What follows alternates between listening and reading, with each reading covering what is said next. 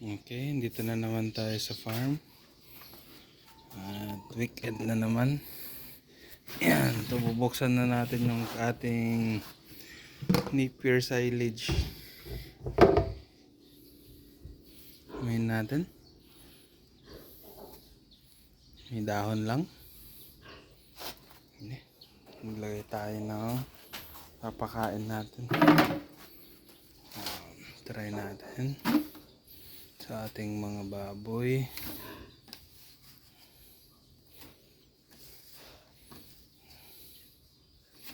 Yan, konti lang. Yan, muna.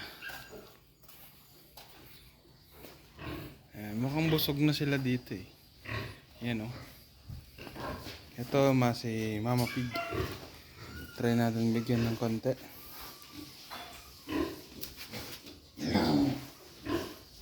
Takot pa siya kasi sa akin. Ayaw niya lumapit. Ayan. Layo tayo konti. Namayin niya.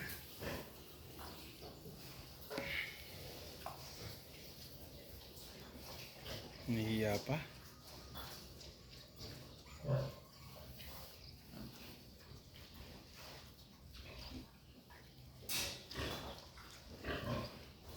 Ito.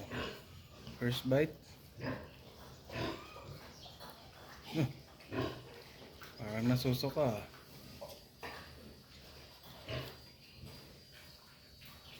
Papahiya ata tayo. Ay, hindi. Kinakain niya.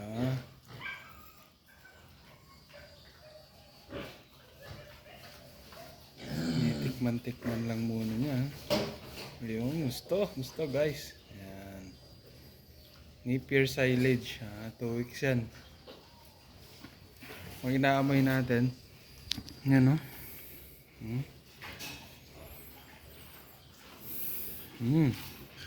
May damo lang siya. Hindi siya mabaho. Hindi siya mabango. Literal na amoy damo.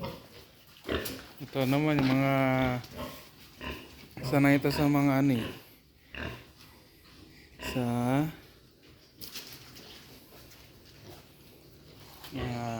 silage. Yung mga native natin yung mga beef. Ayaw kasi nila pagka nasa tapat ka. Ayan na oh.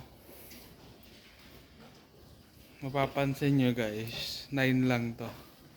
Kasi yung lalaki, sinama ko dun sa isa. Kasi naglalandi na rin. Feeling ko nga buntis na yung iba dito eh.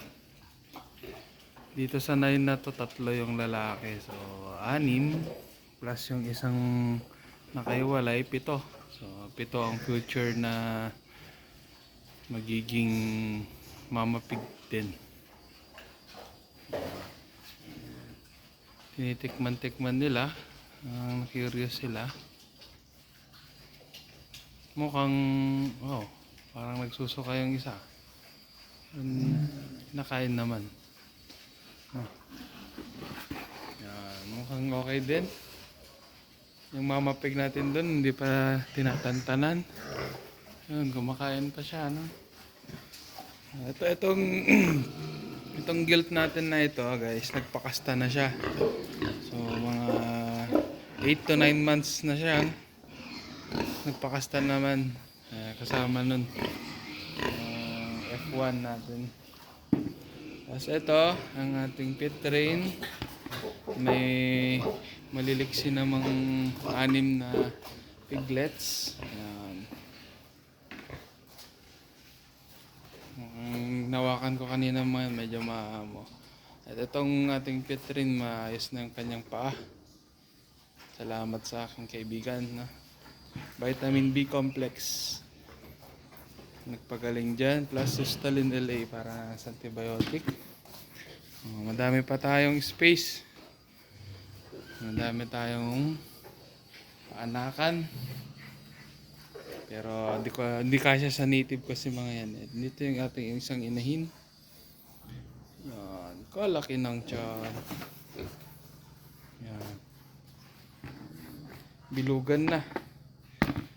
Yan. Patikman natin ng ating ginawang silage kung papasa sa panlasa. Yan. Konti lang. Kasi kung ayaw nila, pakain ko to sa pato. Ayun, mga pato natin. Yan. Tinitik na amoy-amoy. Kita nyo guys, oh, laki na lang tiyan. Wala na siguro isang buwan yan, mga anak na. Sana. Ang palatandaan daw dyan para malapit na mga anak, pag tumatae siya, maliliit na lang. Pero pag habang malaki pa ang ang tae niya, tagal pa. Pero yan, medyo lumalaki na yung kanyang ari, feeling ko malapit na rin yan kasi yung tiyan niya halos nasa sahig na. Yan. Yan. Feeling ko hindi sila nasusuka kasi para silang nahirapan silang lunukin. Kulang siguro yung ng molasses. Sa gitna kasi yung madaming molasses eh. Umaga ngayon guys, mga 9 AM. Yan no. If ever ang anak to, second parity niya. Unang anak nila yung ating piglets doon. 9, 10. Ayan. Laki na lang dyan. Ito yung masipag mga anak. Takot sila sa akin eh. Akala nila kakatayin ko. Laki ko kasi. Ayan, pato natin. Ito yung man-made lake guys. Oh. Pansin nyo. Puno yan dati. Ayan. Pero ngayon, wala nang tubig. Ayan oh. Hanggang dun. Medyo blurred na. Ayan. Sa baba natin may mga pato. Kulungan din to ng baboy. Yan oh. Daming nabakante, wala nang naisip. Ito busog pa ata eh. Dinikman lang niya. Nakakain kasi ng mga to eh. Maaga nagpakain ng tatay ko. Yan.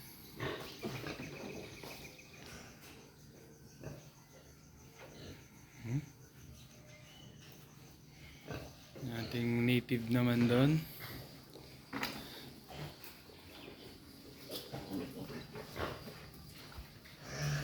Oh, ubos na.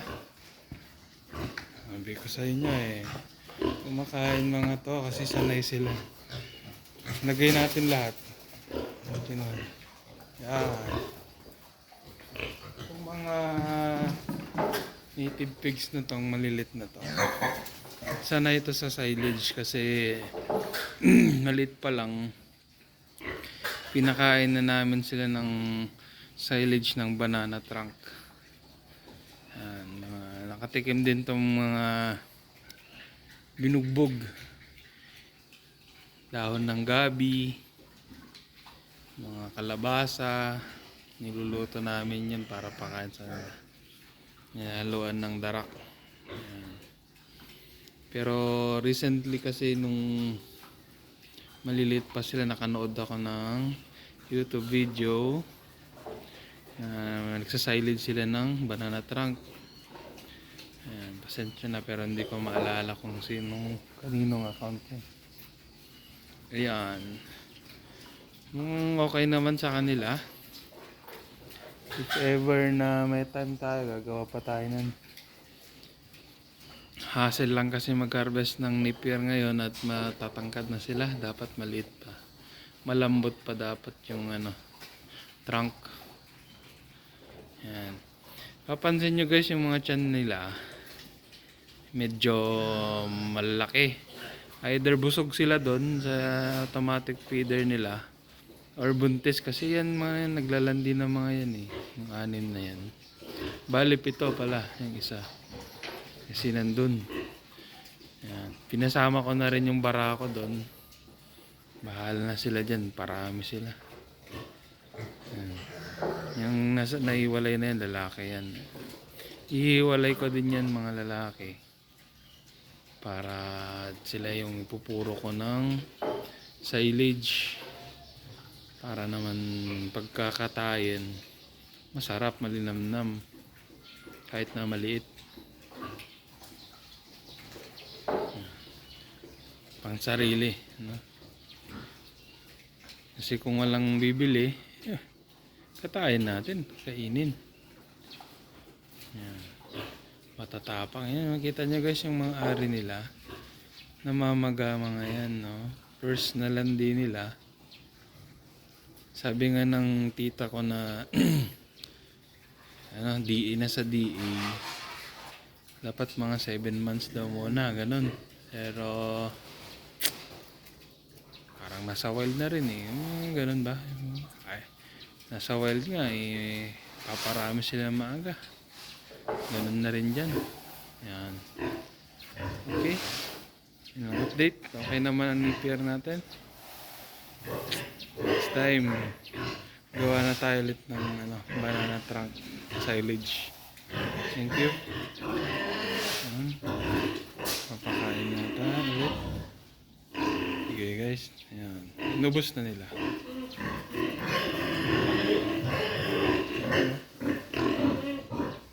Laki ng tiyan naman ng isa. Yan siguro yung buntis. Pumatakaw lang talaga. Para alam eh.